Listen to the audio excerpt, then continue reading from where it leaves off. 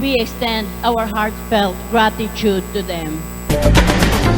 Alang sa 1TV Patrol, Johnny Tommy, reporting it.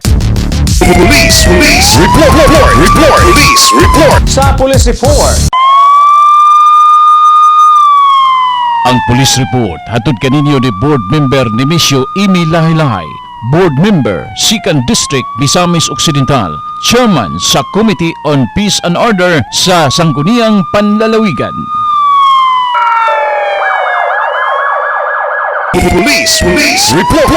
Police report.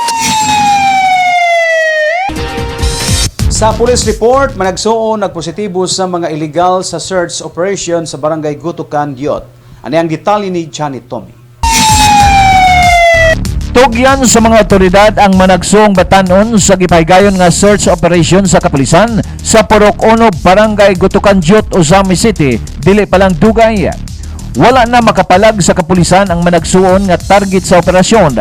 Human aktong nakuha sulod sa balay og duha ka pistola nga adunay mga bala, usa ka granada og nakumpiskaran pagyud kini og pila ka mga sasi sa gituang shabu. Mimo gilayon og surveillance ang kapulisan ngadto sa mga suspect human makadawat og mga report labot sa illegal nga kahimuan ini. Kini nga operasyon gipanguluhan sa mga operatiba sa Ozami City Police Station o gisuportahan sa puwersa sa Sikan PMFC o sa Drug Enforcement Unit sa Provincial PNP. Samtang sa Pikasbahin, malampuson usab ang drug bypass operation sa Ozami City sa Barangay Maningkol at bang sa Medina College niadtong September 4. Usa ka 30 anyos nga laki ang target sa operasyon og residente sa Barangay Tinago. Apan dito sa nasangpit nga lugar, nakik-transact ang suspect. Ana sa kustodiya sa Ozamis PNP ang maong suspect og kasong paglapas sa Republic Act 9165 o Comprehensive Dangerous Drugs Act of 2002 ang atubangon nini.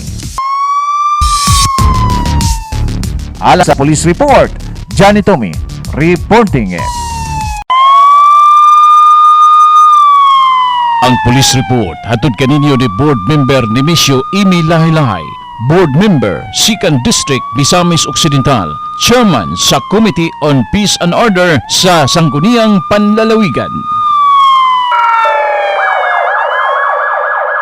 1TV Patrol.